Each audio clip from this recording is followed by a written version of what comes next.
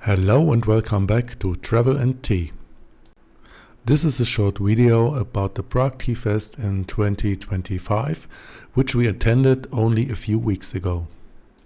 The event took place from 22nd to 23rd February in 2025 in Prague district, Karlin.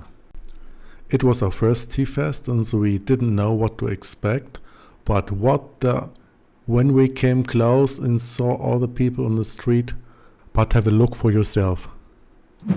Though it was very crowded, the event was very good organized and everybody found a place to look around.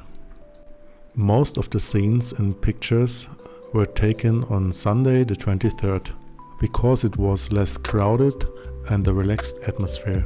But enough talking, let's go and have a look.